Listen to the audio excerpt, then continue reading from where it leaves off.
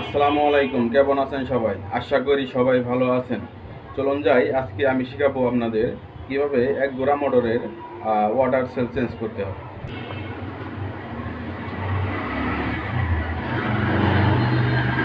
প্রথমেই আমাকে এই যে ওয়াটার সেল খোলার জন্য এই ইনকুলারের যে নাটটি আছে সেটিকে খুলে নিতে হবে। আর আমি এখন খোলার জন্য গ্রিপ প্লেয়ার ব্যবহার করতেছি। এটা এই পিছনের যে মাথা ওটি লক করার জন্য, যাতে আমার নাট খোলার সময় আমার সমস্যা না হয়, ঘুরে না যায়।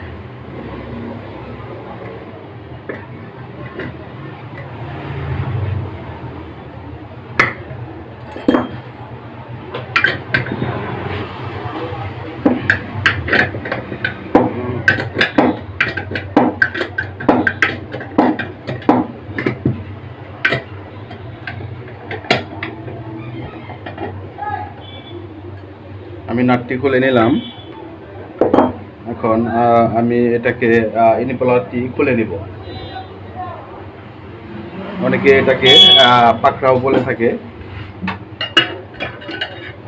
আমি খুলে নিচ্ছি ইনপুলারটি। খুলে নিলাম। এটা আমাদের সহজেই খুলে গেল। অনেক সময় এটা আপনার জাম হয়ে থাকে, খুলে না। সেক্ষেত্রে আপনি হিট মেশিন ব্যবহার করতে পারেন। হিট মেশিন ব্যবহার করে এটাকে এই সাইডে হিট দিলে আপনার অটোমেটিক নরম হয়ে যাবে। তারপর স্ক্রু ড্রাইভার দিয়ে দুই সাইডে চাপ দিলে বেরিয়ে আসবে। তো আমি এটা খুললাম। এখন আমাকে এখানে একটা ইনকুলারের একটি লক আছে, পিন আছে, সেই পিনটা আমাকে এখন খুলতে হবে। আমি এটাকে প্লাস দিয়ে খুলে খুলে নিলাম। তো এখন আমাকে এই যে ওয়াটার সেলটি আছে, এটি আসলে আমি চেঞ্জ করব। মূলত এটি হচ্ছে ওয়াটার সেল। এটাকে আমি খুলে নেব।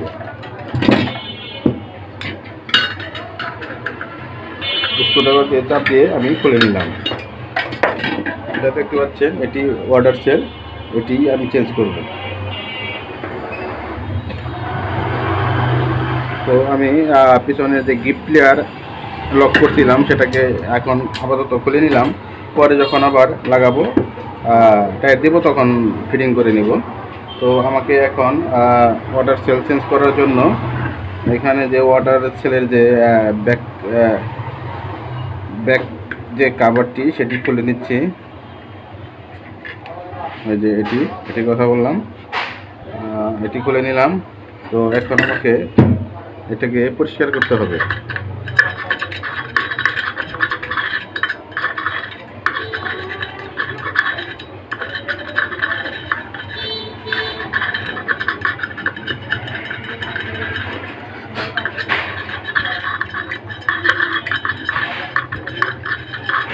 দর্শক দেখতে পাচ্ছেন, আমি এটাকে পরিষ্কার করে নিলাম স্ক্রুড্রাইভার দিয়ে। তো আমি একটু এটাকে ওয়াশ করে নিব। আমার কাছে ঝুট আছে, ঝুট দিয়ে আমি একটু পরিষ্কার করে নিব।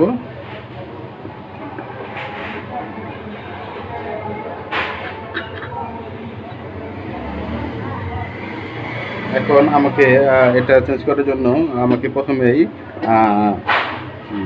টিউব আটা ব্যবহার করতে হবে। আমি এই দিক দিয়ে টিউব আটা লাগিয়ে নিব। এই দেখতে পাচ্ছেন টিউব আটা, এটাকে ডেন্ডি বলা হয়। তো এটা দিয়ে অনেকে নেশাও করে থাকে। তো আপনারা এই কাজ কখনো করবেন না। এটা আসলেই কিছুদিন ধরে রেখে দিচ্ছি, এই কারণে জাম হয়ে গেছে। আমি প্লাস দিয়ে খুলে নিচ্ছি। খুলে নিলাম। আটায় শক্ত হয়ে গেছিল। তো আমি এখানে ওয়াটার সেলের চেঞ্জ করার জন্য প্রথমেই আমি এদিকে আঠা লাগিয়ে নিব। ওয়াটার সেলের যে ব্যাক সাইড আছে ওটা যেন শক্ত হয়ে লাগে ভালোভাবে। ওটার মধ্যে একটা রাবার আছে, রাবারটা যেন রাবারের ওই দিকটা যাতে লিক না করে, এই কারণে আমি আঠা লাগিয়ে নিচ্ছি।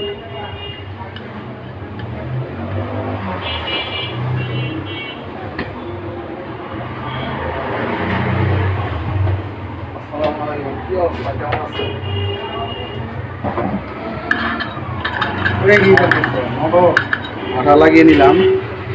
তো এখন আমি এটাকে সেটিং করব।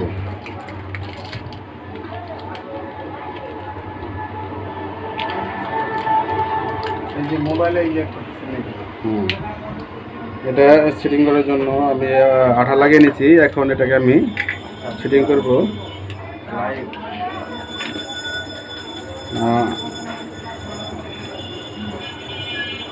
নরম হওয়ার কারণে উঠে যাইতেছে, তো একটু ধরে রাখলেই লেগে যাবে।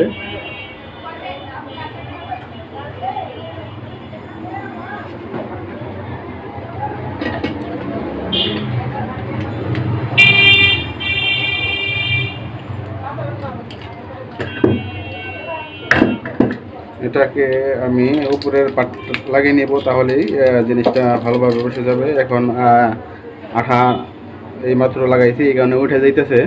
তো এটা যখন আমি ফিটিং করবো তখন আর উঠতে পারবে না।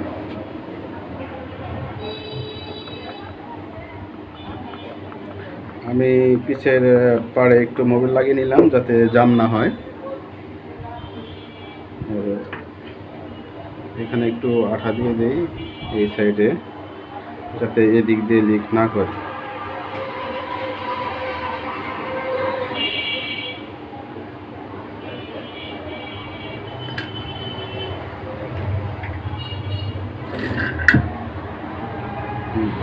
এখন কিন্তু বসে গেছে।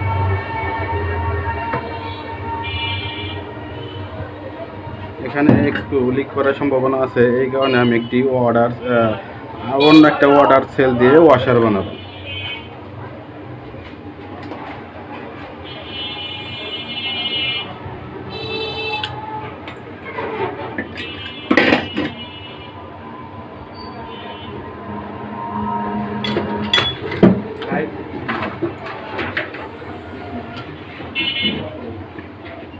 পুরান একটি ওয়াটার সেলের যে মাথা, ওই মাথা আমি কেটে নিচ্ছি।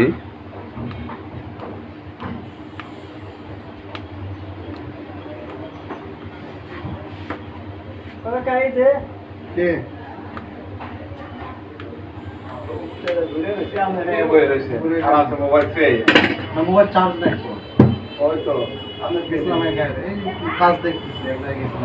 এটা আমি লাগিয়ে নিলাম ওয়াটার সেলটি। এখন আমি পিনটি লাগাবো।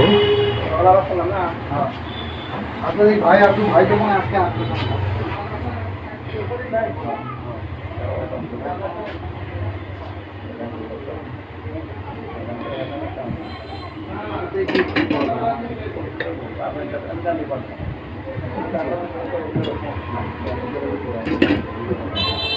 দেখে আমার দিদি ভাই আচ্ছা দেখি দিদি আমি করি ভাই আসো।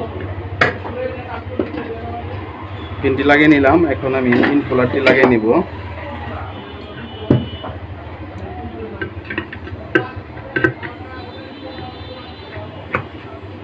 ইনকুলারটি বসিয়ে নিলাম, এখন আমি এটার নাট লাগাবো।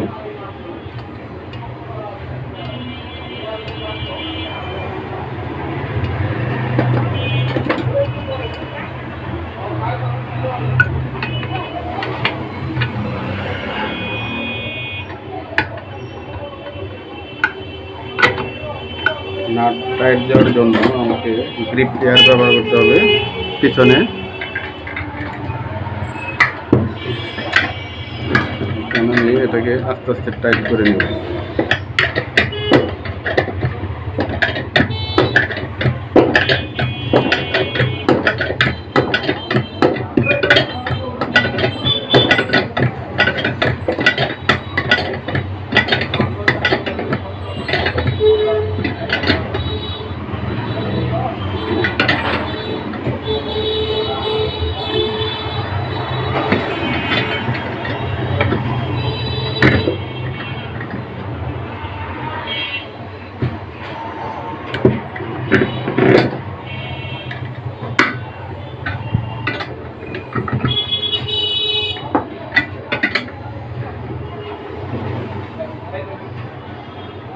বাস টাইট হয়ে গেল। এখন আমার ওয়াটার সেল লাগানো কমপ্লিট। তো এটাকে আমার এখন ফিটিং করতে হবে। তো এখন এ পর্যন্তই, সবাই ভালো থাকবেন। আসসালামু আলাইকুম।